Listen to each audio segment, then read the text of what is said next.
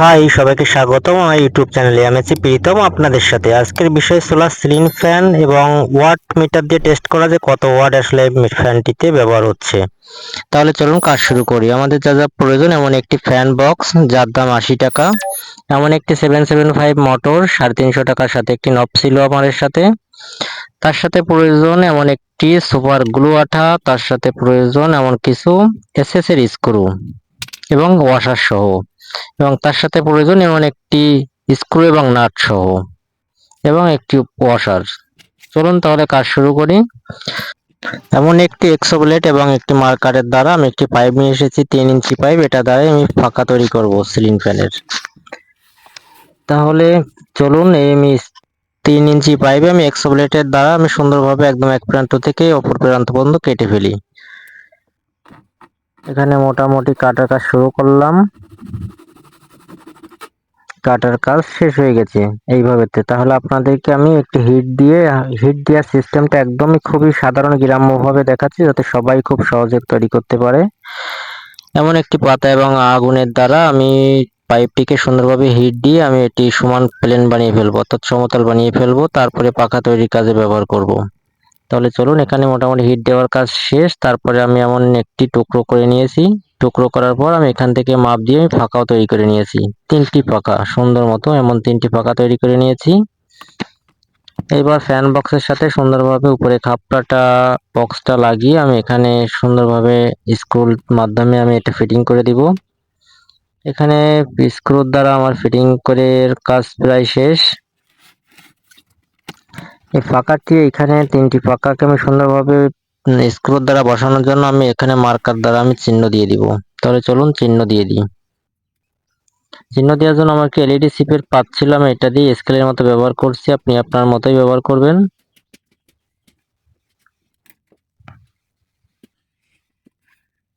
এখানে সুন্দরভাবে আমি দাগ টেনে নিয়েছি। এবার আমি এক্সো প্লেটের দ্বারা সুন্দরভাবে কেটে ফেলবো।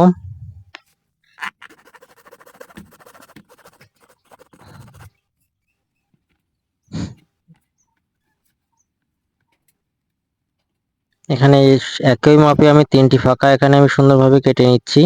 তিনটাই একই রকম মাপ দিয়ে নিয়েছি যাতে দেখতে সুন্দর হয়।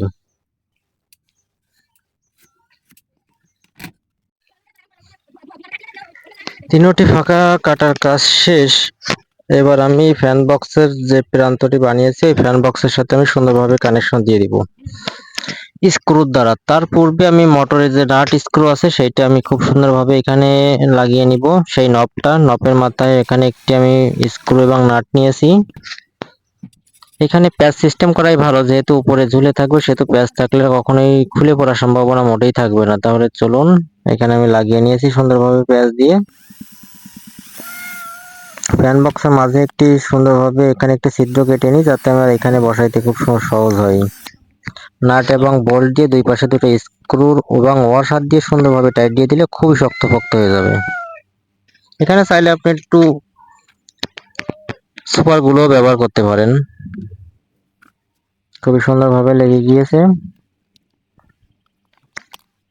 এবং বক্সের পরে আমি এখানে বসিয়ে দিয়ে এখানে খুবই শক্তপোক্ত এবং সুন্দরভাবে আমি স্ক্রু লাগিয়ে দিয়েছি। এবার আমি এখানে মোটরটিও আমি সেট করে দিলাম সুন্দরভাবে। তারপরে আমি এখানে ফাঁকা সেট করে দেব। চলুন তাহলে ফাঁকা আমি সুন্দরভাবে 3টি চিহ্ন দিয়ে দিই, যাতে আমার লাগাইতে খুবই সহজ হয় এবং সুন্দরভাবে হয়। এখানে এলোমেলো হয়ে গেলে বাতাস কম হবে। এখানে আমি চিহ্ন দিয়ে নিয়েছি, আপনি মেপেও দিতে পারেন বা আপনার সুন্দরভাবে যদি আন্দাজ থাকে সেভাবে দিয়ে দিবেন। তাহলে চলুন, এখানে আমি দুটি দুটি করে স্ক্রু এবং সাথে আমি ওয়াশার ব্যবহার করে আমি এখানে ফাঁকাগুলো আমি সেট করে দেব।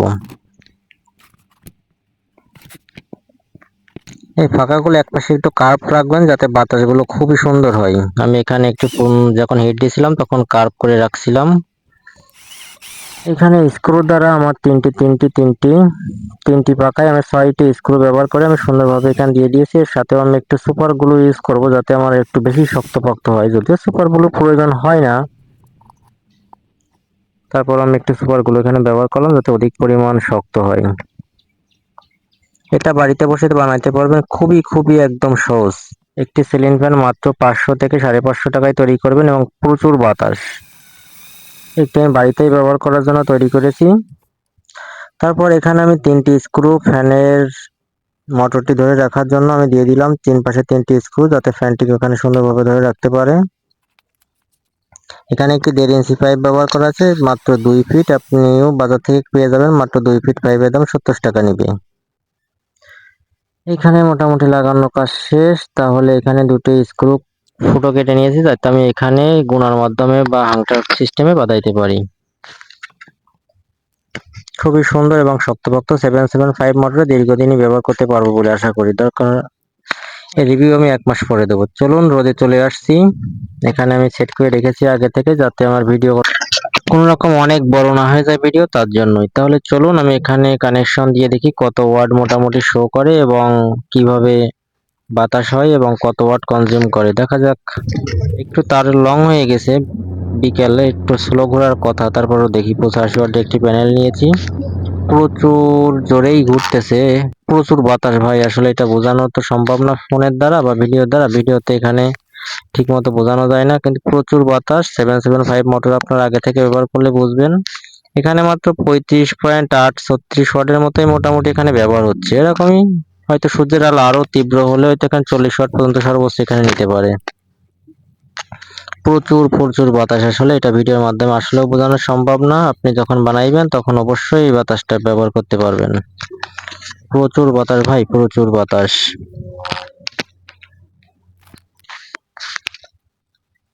এটা বানানো আসলেই খুবই সহজ। একটি ফ্যান বক্স, একটি পাইপের দ্বারা আসলেই সুন্দরভাবে একটু সময় দিলে আপনি অবশ্যই বানাইতে পারবেন। যাই হোক, ওয়াটও খুবই কম, মাত্র 35 থেকে 36 ওয়াটের মতো। বাতাসও যথেষ্ট ভালো। ঠিক আছে, ধন্যবাদ। পরে কোনো ভিডিওতে দেখা হবে অবশ্যই।